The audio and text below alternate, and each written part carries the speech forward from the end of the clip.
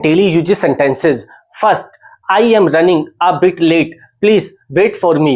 मैं थोड़ा लेट हो रहा हूँ, कृपया मेरा इंतजार करो। जब कहीं भी आप लेट हो रहे हो तो आप ये कह सकते हो, I am running bit late. Please wait for me. Second, I didn't get what you meant. मुझे समझ नहीं आया कि तुम कहना क्या चाहते हो।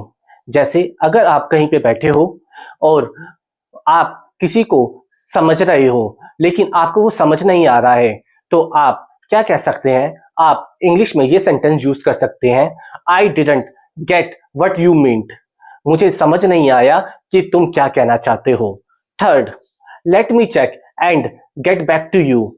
मुझे जांचने दो और फिर मैं तुम्हें बताता हूं। जैसे कोई फोन पे आपको प्रपोजल आया है या कोई मीटिंग करने के लिए आपके पास आया है लेकिन अभी आप उसे यस और नो नहीं कह सकते तो आपको क्या कहना है? Let me check and get back to you. मुझे जांचने दो और फिर मैं तुम्हें बताता हूं। Fourth, that sounds like a good idea.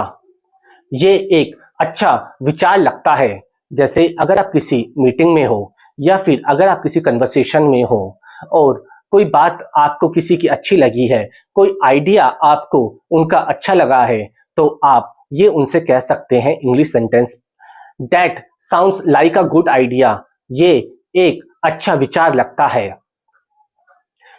Fifth, I really appreciate your help.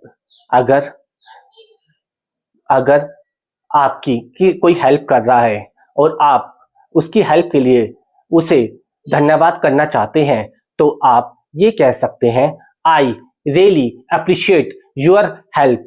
मैं तुम्हारी मदद की सच में सराहना करता हूँ। ये आप फोन पे भी कह सकते हैं या फिर अगर कोई आपसे फेस टू फेस मीटिंग के लिए आया है तब भी कह सकते हैं या फिर आप उसे टेक्स्ट मैसेज के थ्रू भी लिख कर भेज सकते हैं कि I really appreciate your help. Sixth है, sorry I didn't mean to upset you. माफ करना, मेरा तुम्हें दुखी करने का इरादा नहीं था। जैसे अगर आपने किसी से कोई बात कही है लेकिन वो बात उनको अपसेट कर गई, उनको अच्छा नहीं लगा तो आप सिंपल एक ये वाला सेंटेंस यूज कर सकते हैं इंग्लिश में ताकि उन्हें बैड फील ना हो और आप ये कह सकते हैं उनसे, sorry I didn't mean to upset you. माफ करना, मेरा तुम्हें दुखी करने का इरादा नहीं था। सेवंथ है, लेट्स कीप इन टच। चलो संपर्क में बने रहें। जैसे कई बार आप किसी अननोन पर्सन से मिलते हैं और आपको उनसे मिलकर अच्छा लगता है और आपको लगता है कि इनसे लॉन्ग टर्म में बात की जा सकती है, कॉन्टैक्ट रखा जा सकता है तो आप ये कह सकते हैं उन्हें, लेट्स कीप इन टच। चलो संपर्क में बने रहें। एट्थ है, I will think about it and let you know. मैं इस पर सोचकर तुम्हें बताऊंगा। कई बार ऐसा होता है कि डिसीजन हमारे हाथ में नहीं होता। ये कई बार ऐसा होता है कि आप डिसाइड करने के लिए टाइम लेना चाहते हो तो उस कंडीशन में आप उन्हें टाइम दे सकते हो और टाइम ले सकते हो ये कहकर, I will think about it and let you know. मैं इस पर सोचकर तुम्हें बताऊंगा। इससे क्या होता है, इससे आपको समय मिल जाता है जिससे आप एक कंप्लीट डिसीजन, फेयर डिसीजन ले सकते हैं जो कि आपके फ्यूचर के लिए राइट हो।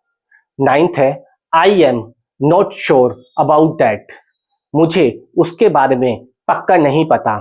जैसे कोई आपसे किसी के बारे में पूछता है या फिर किसी के बारे में आपसे राय लेता है तो आप सिंपल ये कह सकते हैं, क्योंकि आप कोई भी कमेंट नहीं करना चाहते, कोई भी आप अपनी तरफ से कुछ भी नहीं बोलना चाहते किसी के बारे में, तो आप ये कह सकते हैं, I am not sure about that.